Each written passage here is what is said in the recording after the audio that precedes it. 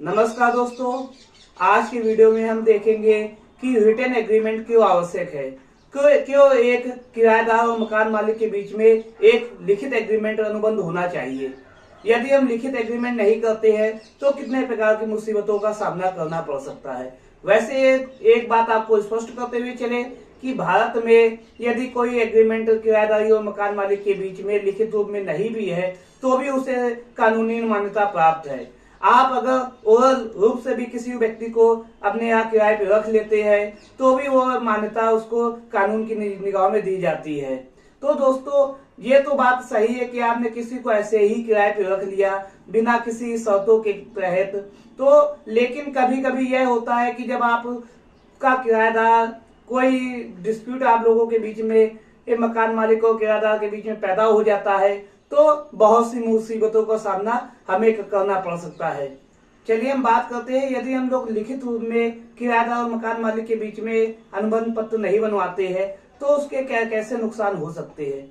यदि आपने कोई किराएदार के बीच में, मकान मालिक के बीच में कोई लिखित अनुबंध नहीं किया है तो आपने यदि किराएदार को कोई छोटी सी जगह दी है और उसके बदले में, उसके एवज में पैसे लेते हैं, लेकिन ये कभी आप चाहते हैं कि किराएदार आपका मकान खाली करके चला जाए, या आप कभी चाहते हैं कि वह जो चीजें कर रहा है वो ना करे, उसके पीछे उसकी वजह से घर की शांति में विघ्न उत्पन्न होता है। यदि आपके बीच में लड़ाई झगड़ा हो जाता है तो यदि आपका लिखित एग्रीमेंट नहीं है और आपने शर्तें नहीं लगाई है तो किराएदार मनमानी करने लगता है, वो अपने अनुसार से काम करने लगता है। यदि कहीं आपने किराए के बदले में रसीद नहीं दी है तो और ज्यादा ही चीजें हो सकती है, वो किराएदार आपको किराया देना बंद कर दे या किराया कम देने लगे तो आपका न्यायालय में जाके इस चीज को साबित करना बहुत मुश्किल हो जाता है। आप न्यायालय में क्या बताएंगे। यदि आप मान लीजिए किराएदार आपको पहले 2000 रुपए महीने का किराया देता होगा, लेकिन आप न्यायालय में जाते हैं, उससे कहते हैं कि आप 2000 रुपए का किराया वो देता था, और वो किराएदार जाके न्यायालय में कहता मैं 2000 का सर नहीं देता था, मैं केवल 500 रुपए किराए के रूप में देता था। यदि आप कहते हैं कि मैंने केवल इनको इतनी जगह में किराए पे रखा था, लेकिन किराएदार आपकी ज्यादा जगह में कब्जा कर लेता है, तो उस चीज को आप कैसे प्रूफ करेंगे। वहां पे जाके किस प्रकार से न्यायालय में अपने बात को साबित करेंगे कि किराएदार को मैंने कितनी जगह दी थी और कितने किराए पे रखा था।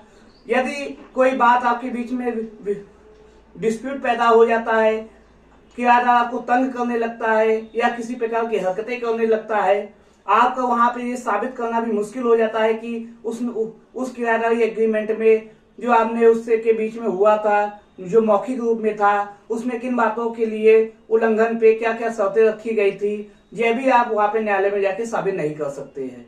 तो दोस्तों, किराएदारी का जो एग्रीमेंट होता है उसका लिखित रूप में होना बहुत आवश्यक। चलिए, अभी हम लोगों ने बात की कि यदि किराएदार और मकान मालिक के मध्य रिटन एग्रीमेंट नहीं होता है रेंट को लेकर तो क्या नुकसान हो सकते हैं। अब उसके फायदे के विषय में बात कर लेते हैं। यदि आप लोगों ने कोई मकान मालिक और किराएदार ने बैठ के शर्तें लगाई है, उनको लिखित रूप में लिख लिया है, तो उन शर्तों में बहुत सी बातें आप दोनों लोगों के बीच में फायदे और नुकसान की कर सकते हैं। कितना किराया हो सकता है, कितने किराया, कब कितना किराया बढ़ाया जाएगा, कब कौन सी शर्तें मकान मालिक की किराएदार पे लागू होंगी और कौन कौन सी चीजें किराएदार अपने इस किराएदारी वाले मकान में रहते हुए कर सकता है।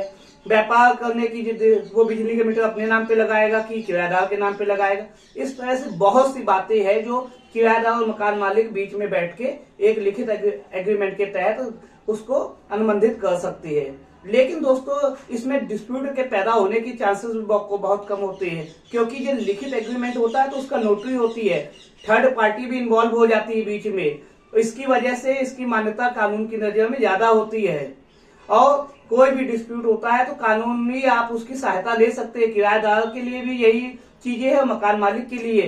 दोनों लोग न्यायालय में जाके अपने हकों के, अपने अधिकारों की लड़ाई लड़ सकते हैं, अपने हक की सुरक्षा कर सकते हैं। दोस्तों, मकान मालिक मनमानी नहीं कर सकता है, किराएदार पे जो भी शर्तें हैं उनका उसके रहते हुए अपने किराएदारी भाग का वो आनंद पूर्वक भोग कर सकता है। चलिए, यहाँ पे हमने बात की यदि रेंट एग्रीमेंट होता है लिखित रूप में तो उसके क्या फायदे हैं, क्या नुकसान है, क्यों लिखित एग्रीमेंट ही कराना चाहिए। अब बात कर लेते हैं, यदि आप लिखित एग्रीमेंट कराते हैं तो किस प्रकार से यह हो सकता है। यदि आप 11 महीने तक का लिखित एग्रीमेंट कराते हैं तो रजिस्ट्रेशन एक्ट के तहत आप उसको रजिस्ट्री कराना आवश्यक नहीं है।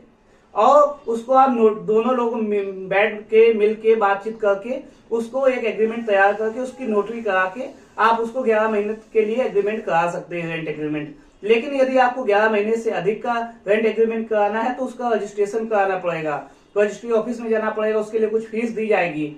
और यदि आपको लंबे समय के लिए है तो उसकी लीज भी आप कर सकते हैं किराएदारी की, और वो भी उसकी रजिस्ट्री और रजिस्ट्रेशन ऑफिस में होगी। तो दोस्तों इस प्रकार से आज आपने इस वीडियो के माध्यम से समझा कि लिखित एग्रीमेंट क्यों होना आवश्यक है।